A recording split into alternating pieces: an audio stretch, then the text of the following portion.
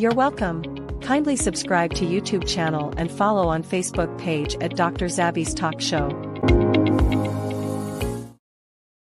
Mo kí wa nílé lóko lẹ́yìn odi, mo kí wa pé akú bójú ọjọ́ ṣe rí, mo kí ẹ̀yin ìyá, mo kí ẹ̀yin bàbá, mo kí ẹ̀gbọ́n, mo kí àbúrò. Èmi ọmọ yín náà ni olólùfẹ́ yín, Dr. Zabby. Ayé ọpẹ́ yọ, ṣé ọ̀dọ̀ sí náà ní agbára lọ́wọ́ Ọlọ́run. Ayé ọpẹ́ máa yọ fún wa, lórí ọmọ, lórí ìdáwọ́lé wa, òun la ayé ọpẹ́ máa fi máa yọ. Kí la mú wá fún wa lọ́jọ́ títí òní? Wípé ká ṣe àgbéyẹ̀wò gẹ́gẹ́ bí a ṣe máa ń ṣe. Ó mà ṣe o, ó mà ṣe ní láàánú o. Bá dúpẹ́ lọ́dọ̀ Ọlọ́run ju gbogbo ẹ lọ. A dúpẹ́ lọ́dọ̀ Ọlọ́run. Ẹ̀yin tẹ́ bá ti wo fídíò Ìyá Ìjẹ̀bú, ẹ lọ wo tí mo ṣe before eléyìí. Ẹ̀yin tẹ́ bá fẹ́ kọ́ Ìjẹ̀bú, kẹ́ lọ kọ́ Ìjẹ̀bú ń bẹ. Ìjẹ̀bú yẹn, Ìjẹ̀bú really were too much expensive, you know. Bá fẹ́ kọ́ Ìjẹ̀bú, ẹ lọ sínú fídíò tí mo ṣe before eléyìí. Ojú òní tiwa, ọ̀rọ̀ wa dayọ̀, God bless you. Mo ní gbogbo ẹ̀yin tẹ́ máa ń bá wa pín ètò wa, ẹ̀yin tí ẹ máa ń bá wa like, ẹ̀yin tẹ́ máa ń kí mi pé mo kó ètò, ó jọ mí lójú, mo mọ̀ ọ́ lóore. Ẹ̀yin náà ẹ kú bójú ọjọ́ ṣe rí, God bless you, one love. Now, mẹ́sẹ̀gì sí àwa ọmọ Yorùbá nation nílé lóko lẹ́yìn odi. Bàbá Akíntóyè, kọ́lọ́run jẹ́ ká rí wọn pẹ́pẹ́pẹ́pẹ́. Wọ́n sọ wípé àwọn ò rán èèyàn kankan láti lè sọ wípé kán lọ dárúkọ Akíntóyè o, Ìgbòho o, Yorùbá nation o, ní protest tó ń bọ̀ lọ́nà yìí. Ẹ̀yin tó bá jẹ́ pé kàn ń gbọ́ fìrìfìrì nínú protest náà ni, ó pẹ̀lú nǹkan tí a máa gbé wá lálẹ́ yìí, kẹ́ lè rí ojú ẹni tó tiẹ̀ sọ̀rọ̀ náà àti àwọn nǹkan tó sọ nínú ẹ̀. Fún àǹfààní ẹ̀yin tí ẹ ti rí, mo fídíò tí mo ṣe before eléyìí, torí mi ò ní jẹ́ kí eléyìí pẹ́ bó ṣe lè wù kó mọ́. Mo play fídíò kan nínú ẹ̀ tí mo ní kò sí àkókò mọ́, but máa play ẹ̀ nínú next video. Ó ti wà ń bíbà ká lè wo full videos. Bó kó tó di pé a lọ,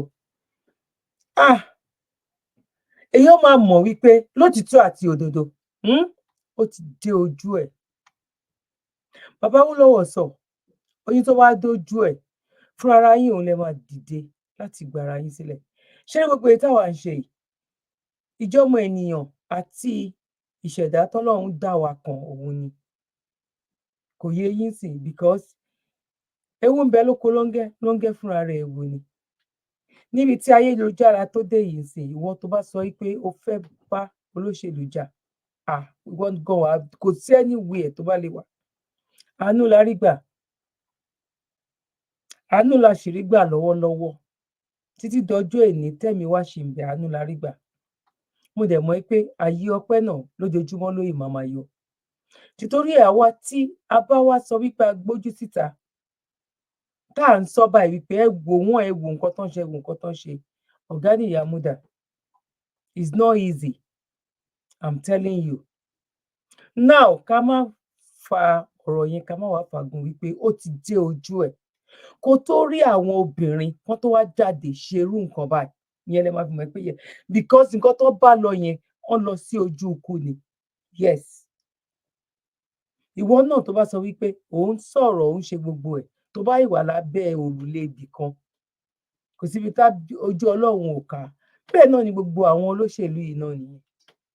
Bọ̀ èmi àti yín, àní rí òun gbé sọnù bí ò ṣe bí ọmọ. Ọwọ́ ayé, ọwọ́ ọ̀tá ò ní ká wa. Àyàfi tá bá dalẹ̀, àyàfi tá bá ṣe iyèméjì, àyàfi tó bá jẹ́ wípé à ń ṣàbòsí tí ò ń ṣe torí ìran wa, tí ò ń ṣe wípé báwo lọkàn àwa náà, báwo ló ṣe lè balẹ̀. Òun nìkan ni. Tó bá jẹ́ pé orí òótọ́ la dúró lé lórí, bó bá ku díẹ̀ kọ́mọ ilé orí jì sí kòtò, mọ̀nàmọ́ná á ṣiṣẹ́ ìmọ́lẹ̀ fọmọ Ọlọ́run. Bó ṣe máa rí nìyẹn. Gbogbo ẹ̀dákẹ́dá, gbogbo èèyàn kéèyàn tá bí nínú obìnrin, tọ́mọ́ làwọn fẹ́ lépa wa tá a dúró sórí òtítọ́, á fi ara wọn di, àwọn gan á fọmọ di, á fi gbogbo nǹkan tán ní báyìí, wọ́n máa fi di lójú ayé wọn ni. Bó ṣe máa rí nìyẹn. Ẹ wá wo àwọn obìnrin yìí, torí pé àwọn ilé àwọn ti sign ní wípé yes, tá bá lọ, tá bá dé fine. Àwọn ọkùnrin la mọ̀ wípé wọ́n ń ṣerú nǹkan báyìí. Àwọn ọkùnrin la máa ń rí wípé ẹ̀mí wọn ti yí, ẹ̀mí wọn yí bàjẹ́bàjẹ́. Bọ́ àwọn eléyìí, wọ́n wò kí wọ́n wọlé. Ọ̀nà at the end of the day, tẹ́ bá máa wò wọ́n, tó bá ṣe deep interview fún wọn ẹ máa rí pé single parent ni wọ́n. Ẹ máa rí wípé àwọn tó ń kàwé ni. Ẹ máa rí wípé ìgbà tí ó dé ojú ẹ̀ náà sọ pé yes lẹ́yìn sùkádìẹ kó fòòní táwọn bá dé táwọn bá dé àwọn dúpẹ́ lọ́dọ̀ Ọlọ́run. Ìyá mi, bàbá mi, ẹ̀gbọ́n mi àtàbúrò mi, láì má gbára wa lákòókò, ẹ máa bá mi ká lọ. Ẹ wá nǹkan fìdílé tàbí kẹ́ ẹ fìdílé nǹkan. Èmi ọmọ wọn nítorí ló ti níbi tán ti ń sọ̀rọ̀ ńláńlá tó ń ṣe nǹkan ńláńlá. Àwọn ọmọ Rẹ́mọ 27 mo kí yín wípé ẹ káàbọ̀ sórí ètò Dr. Zabby Talk Show. Tẹ́ ẹ bá ti subscribe, ẹ bá ìyá àjẹbẹ bá mi subscribe. Tẹ́ ẹ bá dẹ̀ ti like ẹ bá wa tẹ like, ẹ bá wa share ètò yìí, ẹ máa bá mi ká. God bless you. Lọ fọ́. Aláró. Àwọn obìnrin yìí mà láyà o, àgbá epo bẹntiróòlù ni wọ́n lọ fọ́. Ní báyìí ọ̀dọ̀ àwọn ẹ̀ṣọ́ aláàbò civil defence ìyẹn the Nigerian Security and Civil Defence Corps NSCDC ẹ̀ka tìpínlẹ̀ Rivers làwọn ìyálé ilé mẹ́ta kan wà. Ẹ̀sùn tí wọ́n fi kàn wọ́n ni pé wọ́n jí epo bẹntiróòlù àti dísù ìjọba bù lágbègbè Mmodo nílùú Umuajuloke níjọba ìbílẹ̀ Omuma nípínlẹ̀ Rivers. Àwọn aláṣẹ àjọ náà ní àwọn obìnrin ọ̀hún ran àwọn lọ́wọ́ nínú ìwádìí àwọn báyìí. Orúkọ àwọn ìyálé ilé náà ni abilékọ Happiness Nwankwo ẹni ọdún 55 tó ń gbé lágbègbè Omuma, abilékọ Nnoma Nwankwo ẹni 30 ọdún tó ń gbé lágbègbè Rivers àti abilékọ Favour Amadi tó ń gbé lágbègbè Omuma nípínlẹ̀ Rivers yìí kan náà. Aláròyé gbọ́ pé ọjọ́ ti pẹ́ díẹ̀ táwọn afurasí ọ̀daràn ọ̀hún ti ń jí epo bẹntiróòlù ilẹ̀ wa bù kó tó di pé ọwọ́ tẹ̀ wọ́n lọ́jọ́ àìkú Sunday ọjọ́ 14 oṣù keje ọdún yìí. Àwọn aráàlú tí wọ́n fura sí iṣẹ́ láabi táwọn ìyálé ilé ọ̀hún ṣe láàrin ìlú ni wọ́n lọ fọ̀rọ̀ náà tó àwọn ẹ̀ṣọ́ civil defence létí táwọn àjọ ọ̀hún sì tara ṣàṣà lọ fọwọ́ òfin mú wọn lẹ́nu iṣẹ́ burúkú tí wọ́n ń ṣe ọ̀hún lọ́wọ́.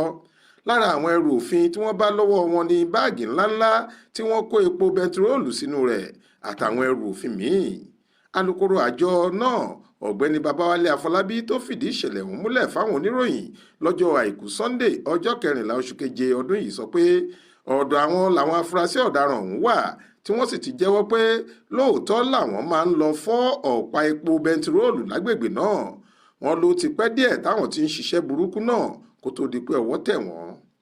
Alukoro àjọ civil defence ìpínlẹ̀ Rivers ní àwọn máa tó parí ìwádìí táwọn ń ṣe nípa àwọn afurasí ọ̀daràn yìí àti pé gbogbo wọn ni wọn yóò fojú wọn balẹ̀ ẹjọ́ lẹ́yìn ìwádìí.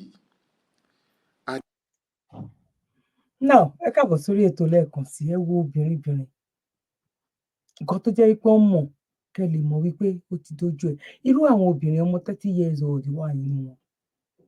Èèwọ̀ tiẹ̀ ni tó bá jẹ́ pé ó rí ibi iṣẹ́ tó máa fún ní owó tó lè fi ṣe ìjẹ ọmọ ènìyàn. Ṣó máa lọ choose iṣẹ́ ikú tó lè lọ lọ́jọ́ kan tí ò ní dé? And I'm pretty sure wípé irú àwọn ilé workers náà jẹ́. Àwọn tó ń jẹ́ orí iṣẹ́ yẹn gangan ó lè wá jọ́kùnrin gan. Àwọn ilé ẹ̀mọ́ ẹ̀kọ́ ló ń kà ó lè jẹ́ wí kóbìnrin tó sọ wípé no òun á ṣe. Kẹ́ wo ibi tó dé corruption. Kẹ́ wo ibi tí ìyà yẹn tó dé wípé wọ́n lẹ́nu kìnìún lówó wà. Ṣó irú ìyà yẹn gbọ́dọ̀ máa jẹni tó jọmọ Nàìjíríà níbi tá a ti ní tọ́lọ́run fi gbogbo ẹ̀ tó fi tẹ́ wa lọ́rùn. But Ọlọ́run wá kó wa lọ́wọ́ àwọn tó jẹ́ wípé bóyá ìgbà tí gbogbo ọmọ Nàìjíríà wáyé nígbà kan rí bóyá ayé tá a dẹ̀ wá ń sìn àti ṣe Ọlọ́run bóyá òun ló fà á tó fi kó wa sí ọwọ́ àwọn kìnìún yìí. Ìyà yìí pọ̀, eléyìí pọ̀. Bóyá àwọn ancestors wa dẹ̀ ni tó ní èyí tẹ́ ń gbé wa ṣépè wípé a kúrò nílé ayé pẹ̀lú gbogbo iṣẹ́ ribiribi tá a ṣe. Eléyìí pọ̀, ojú yín á já. Ọlọ́run ló mọ èyí tó jẹ́ ńbẹ̀. Mo mọ̀ pé kan nínú méjèèjì òun ni ó jẹ́.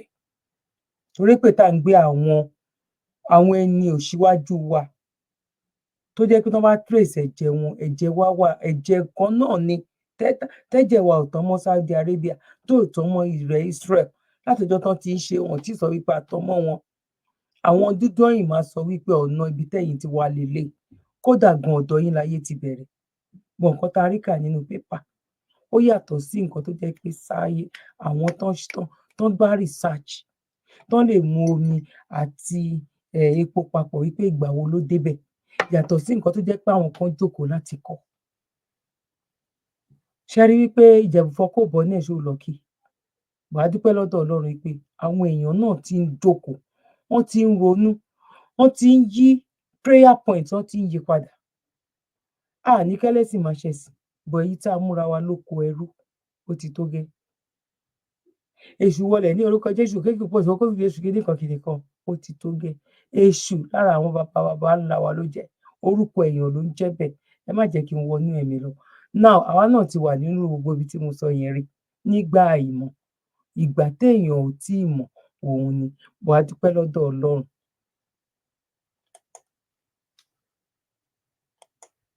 Community and nation. Corruption is a vile disease that sucks and drains the health out of something good. Corruption in society is an evil moral infection that keeps community in a state of perpetual sickness. Corruption is a moral virus.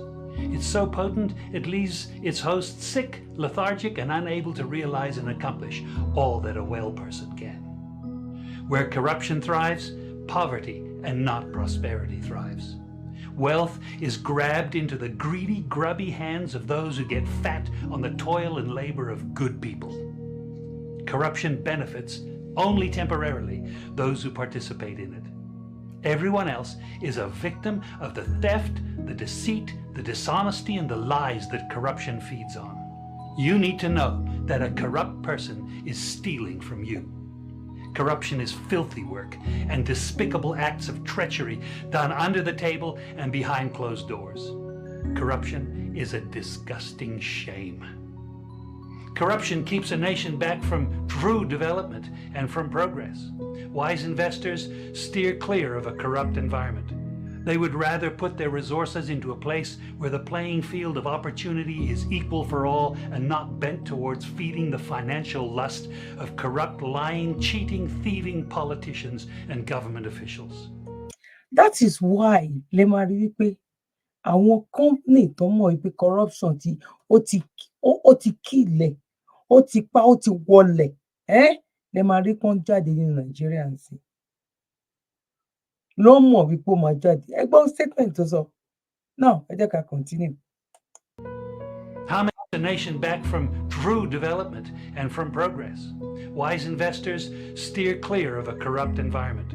They would rather put their resources into a place where the playing field of opportunity is equal for all and not bent towards feeding the financial lust of corrupt, lying, cheating, thieving politicians and government officials. How many wonderful development projects have been lost because the investors didn't want to do business in a swamp of evil? When those great projects go to another nation or to some other place, we all lose. Believe me when I tell you that corruption steals from you, it steals from all of us. Corruption plunders the nation's wealth. Corrupt people compromise on truth, equity, and fairness, choosing instead to feed off the short-term benefits of crookedness, exploitation, and financial perversion. Corruption is not just a personal matter, it's a culture. It's a way of life, not just for individual people, but for companies, communities, governments, and nations. Corrupt nations, hiding behind large companies, will seek to invest in other weak nations in order to take over the assets of the nation that they've invested into. They will provide financial loans to a nation for the much needed infrastructure, and they will do it with assets that they provide. They will sign contracts by lining the pockets of rotten government officials who participate in this kind of corruption and are then held hostage by their own deceit and greed. Corruption is nothing less than a form of theft and national robbery. A corrupt person steals from everyone in society. We all lose when corruption is rampant. Those who participate in corruption have chosen evil over good, lies over truth, and personal gain over well-being of all.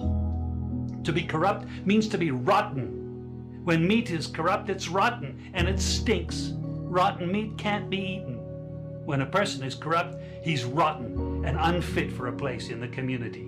A corrupt person should be jailed in order to protect society from the vile deeds of the corrupt person. Government should be protecting us from the foul results of corruption instead of being the proponents and participants in corruption.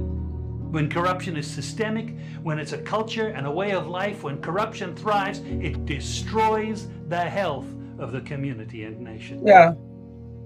Now let me tell you something. Defeating corruption is a very difficult thing.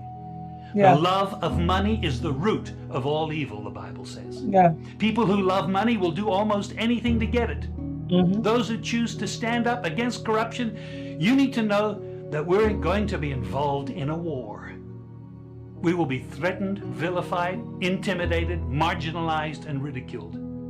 These kind of people who stand up against corruption will often feel alone, as if they are the problem instead of the solution. Corruption can only be defeated when enough people have had enough and decide to do something about it.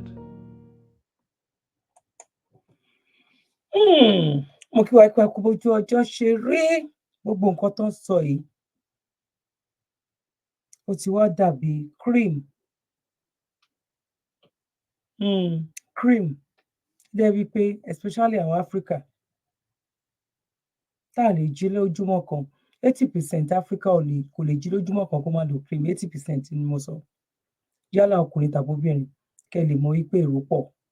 Bí corruption bó ṣe bo Africa nìyẹn tó bò mọ́lẹ̀ tó ti gbé lọ. Now ẹ jẹ́ kí n wá gbé pastor náà. Ẹ jẹ́ kí n gbé wá fún yín kẹ́ gbọ́ nǹkan tó ń sọ. It's a very remarkable day. I'm standing here in the city of Warri.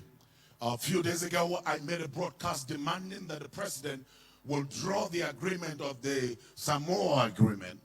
I'm glad that they have taken heed to the demand of Nigerians and will draw that agreement. Now, I want to say, Mr. President, we honor and respect your office as the president of this country.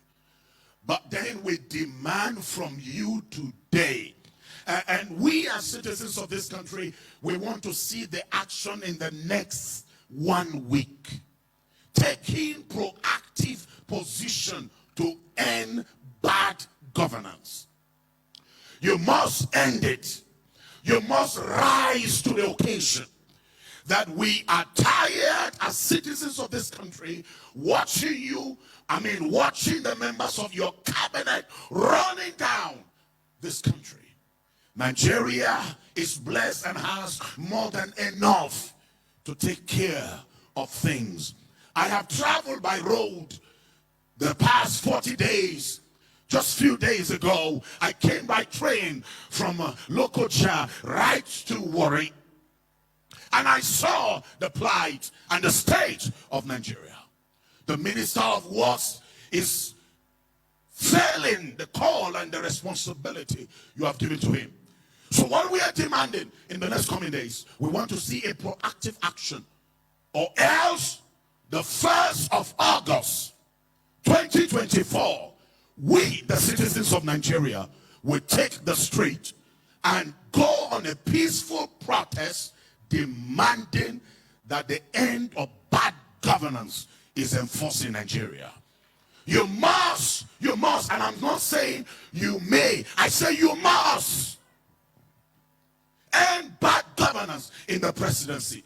How can we, in such a situation where we are, for you and the members of the Senate to approve over 15 billion naira for the house of the vice president, when we already have the place where the prime minister of Britain lives is a 3-bedroom house, and that down street number 10 has been there. They have their own mansions. But when you come as a servant to the people, you must serve the people. That's why the prime minister that suddenly lost his place apologized to the British people for bad governance. We are demanding the judiciary, Chief Judge of Nigeria, Whatever name you are called, we Nigerians are demanding from you. You must act on the judiciary. All of these conflict and counter court judgments must come to an end. The most corrupt system in Nigeria is the judiciary. We are demanding the end of it. We are demanding the end of molestation by the police on the ways and the highways. This must come to an end. Today we are demanding every governor, you are not our Lord. You are the servant of the people. It is the people that voted you into power. You must serve the people. You must bring an end to the contractors that have received more than 50% mobilization. All of you contractors, we know you. I drove from Jos to Kano, Kano to Jigawa. I drove from Jos to Lokoja. And what I saw with my eyes, I am demanding that all of you contractors that have been paid for you to walk our roads, return back to site, or else Nigerians will respond to you. Today, I am asking churches and mosques, it's time to end all evil religious services. We cannot be living in a nation where people are turning our altars and pulpits in the mosques and in the churches as a place of deception.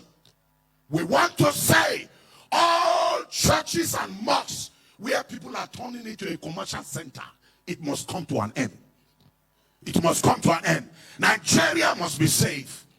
I want to admonish all members of IBBN, all of you, pastors and imams that are members of IBBN, please, on the 1st of August, if nothing is done, move to every government house and present your protest letter that enough is enough. This time around, we will not retreat until there is a change. Mr. President, we are not asking you to resign, but we are asking you to act. If you don't act, then Nigerians will demand for you to vacate that seat. But now, electoral reform must be enforced. You Ipalemo, the Senate President, you better behave yourself. Enough is enough. And all of the things you've been doing in the National Assembly, we have been watching it as citizens. But from now, all of you members of the Senate and House of Representatives, you better be the representative of the people. If you don't do that, we will sack you from the National Assembly. I am saying this, that in the coming days, you must rise to occasion and bring about electoral reforms. We, Nigerians, are tired of the manipulation coming from the international community. It's time we solve our problem by ourselves. And I want to say this. That the military must rise up to occasion. You can end this banditry in 2 weeks. We have seen the communication and the statement of Zamfara governor. We've seen other governors.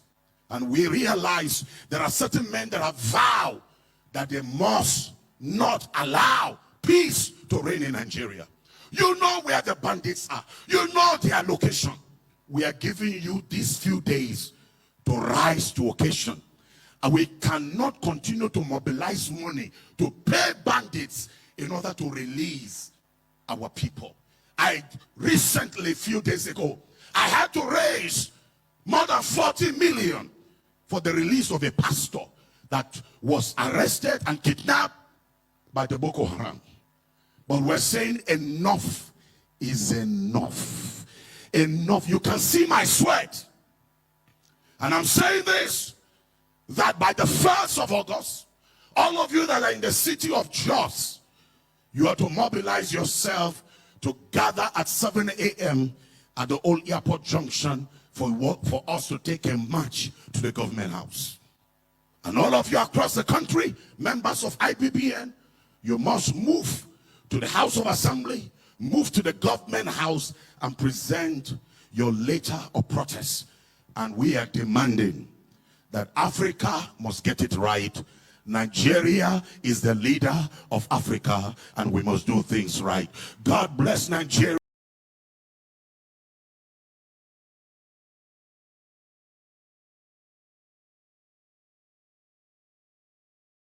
ẹ má bínú mo kí wa lẹ́ẹ̀kan ipa kó bójú ọjọ́ ṣe rí ẹ bá wa pín ètò yìí ẹ bá wa ṣe ẹ jẹ́ kó rìn èmi àti yín náà la lè jọ ṣe torí àwọn ọmọ wa tó ń lọ ṣe rí àwọn tó ń sọ wípé àwọn làwọn pe protest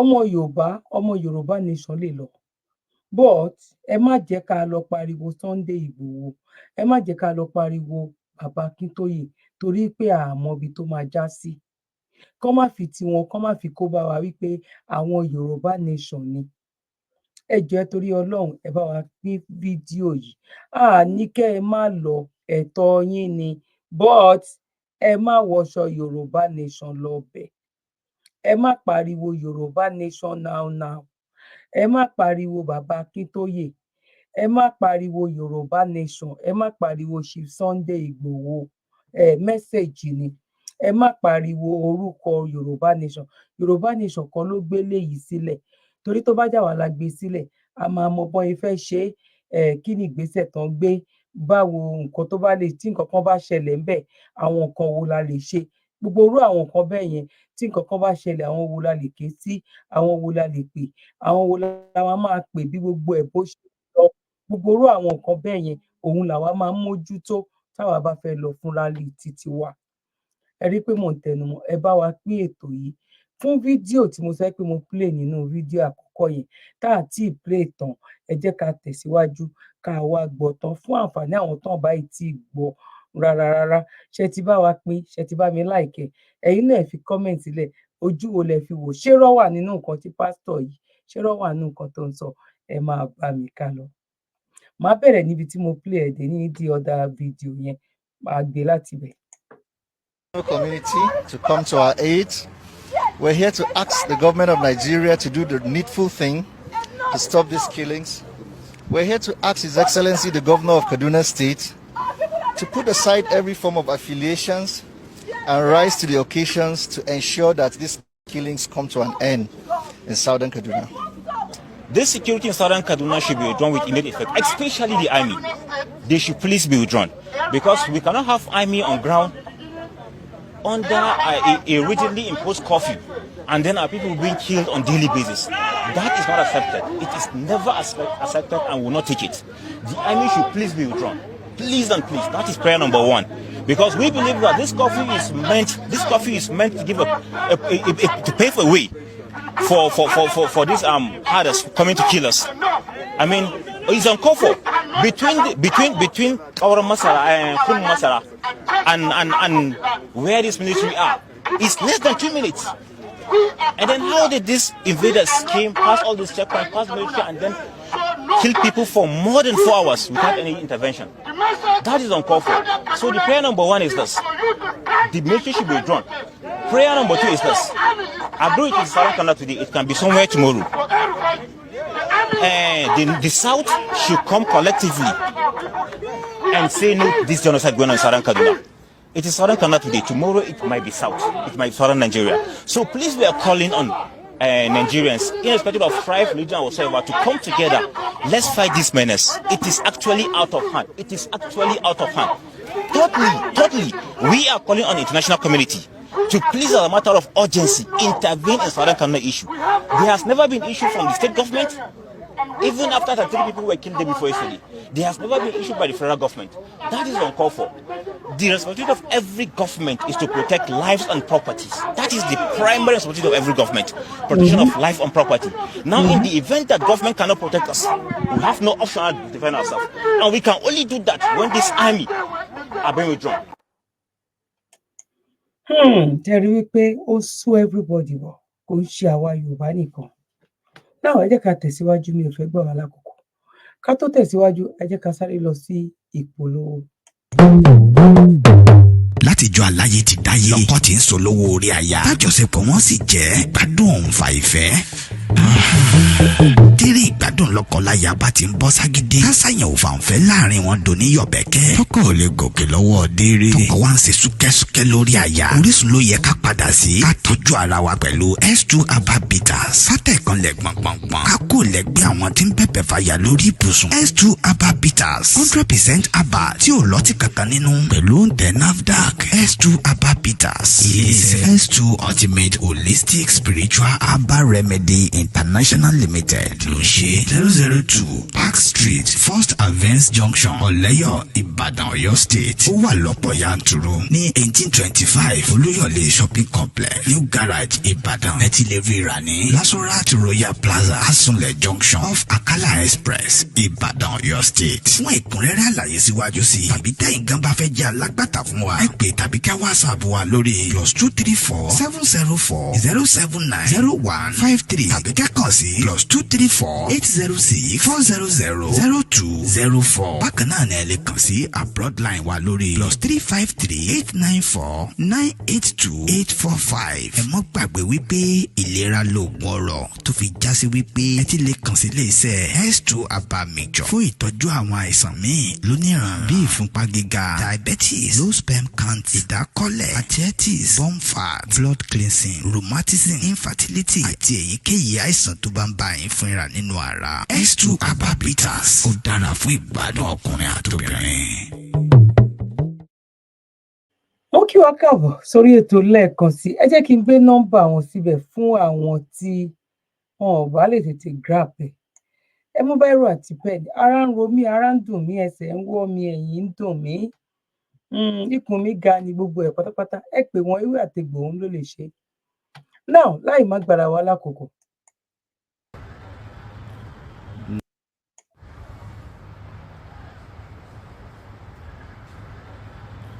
Nigerian Army School of Islamic Affairs.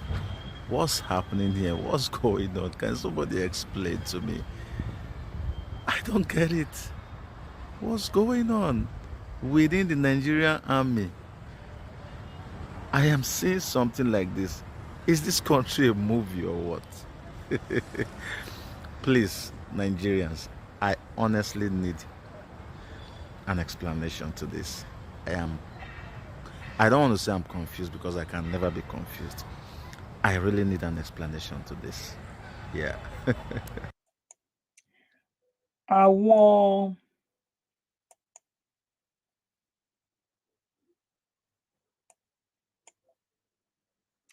ẹ má bínú.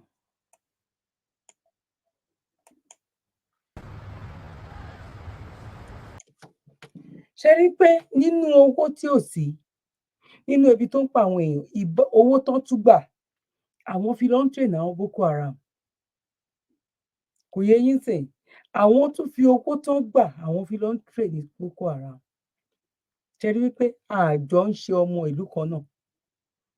Àjọ ń ṣe ọmọ ìlú kan náà. Ọ̀n dẹ̀ fi tí wọ́n fi ń pamọ́, ọ̀n fi tí wọ́n ń pamọ́. Ẹ jẹ́ ká túbọ̀ sí lẹ́ẹ̀kan. Nigerian Army School of Islamic Affairs. What's happening here? What's going on? Can somebody explain to me? I don't get it. What's going on within the Nigerian Army? I am seeing something like this. Is this country a movie or what? Please, Nigerians, I honestly need an explanation to this. I don't want to say I'm confused because I can never be confused. I really need an explanation to this. Yeah. Mo kí wa pé akóbójú ọjọ́ ṣe rí, mo kẹ́yìn ìyá, mo kẹ́yìn bàbá, mo kí ẹ̀gbọ́n, mo kí àbúrò. Kó tó di pé a máa tẹ̀síwájú, àti ẹ̀ máa mẹ́tò wá sí òpin. Èyí tí a ṣe náà kẹ́ lè bá wa pín. Ẹ jẹ́ kí n gbé phone number tèmi síbẹ̀ báyìí. Now phone number ti tèmi yẹn WhatsApp only ni fún ẹ̀yin tí ẹ bá fẹ́ ju small videos. Irú àwọn tá à ń lò báyìí tẹ́ rí pé ó rú yín lójú, tẹ́ fẹ́ jẹ́ kí àwọn ẹlòmíì kan tún mọ nǹkan tó ń ṣẹlẹ̀ especially ní orílẹ̀-èdè Yorùbá tàbí ní Nàìjíríà níbi tán bá wa dé. Ní agbára lọ́wọ́ Ọlọ́run ojú òní tiwa. Nọ́mbà tèmi Dr. Zabby WhatsApp only òun ni mo gbé síwájú yẹn tí mo kọ́kọ́ gbé síbẹ̀ tẹ́lẹ̀ ti àwọn Dr. S2 àwọn ni mo gbé nọ́mbà títí wọn síbẹ̀. Ẹ̀yin tí ẹ bá ti bá wa lọ subscribe lórí Àjùlọ TV ẹ bá wa lọ subscribe àti padà sórí Dr. Zabby á lè bá fèsì àwọn èyí tá à ń ṣe lórí Àjùlọ TV tá a sọ wípé ó ń lọ sí episode 100 ó dàbí pé orí 15 ládé kó tó di wípé a lọ yá ibẹ̀ lò bọ́ méjèèjì la máa lò tó dẹ̀ jẹ́ pé ìkan ò ní dìkan lọ́wọ́ lágbára lọ́wọ́ Ọlọ́run ojú òní tiwa. Yorùbá ni mí Yorùbá ni ìran mi no going back òun làwa dúró lé lórí torí pé kò fẹ́ súnmọ́ wípé ó máa dá èpè kọ́ àṣẹ èpè tó wá jẹ́ pàdúrà tó ń ṣe fún Nàìjíríà lójúmọ́ táwa lè yàn kan èèyàn mẹ́wàá kan tó máa lóun fẹ́ ṣe pé ẹ̀mọ́ pé kò lè ran nǹkan kan torí àdúrà tó ń ṣe tó ń gbà ó ju èpè lọ torí ẹ̀ta bá ní kò lè dá tó bá jẹ́ pé ó da competition làwa wà wípé àwa ta fẹ́ pé ó máa dà òun lè léyìí ṣé a rí àpẹẹrẹ no àpẹẹrẹ wọ́n tún fẹ́ lọ yáwó mi ẹ wo ẹ máa bá mi ká lọ lórí ìtẹ̀síwájú. Mo dúpẹ́ lọ́wọ́ yín gbogbo ẹ̀yin tẹ́ ti bá wa pín gbogbo ẹ̀yin tẹ́ ti bá wa like tẹ́ ti bá wa fi comment náà sílẹ̀ ẹni tó bá jẹ́ nígbà àkọ́kọ́ náà mo kí yín mo lù yín lọ́gọ̀ọ́ ẹnu lágbára lọ́wọ́ Ọlọ́run àníbáláyé ṣe ojú òní tiwa gbogbo òwe tá a forí ìdúró ṣe ànígbà ìdùbúlẹ̀ ìjẹtàn lágbára lọ́wọ́ Ọlọ́run ẹ̀mí gbogbo àtàláfíà Ọlọ́run á fi tà wá lọ́rẹ Yorùbá ni mí Yorùbá níran mi lẹ́ẹ̀kan sí mo kí wa wípé one love God bless you. God bless you. Bye for now. You're welcome. Kindly subscribe to YouTube channel and follow on Facebook page at Dr. Zabby's Talk Show.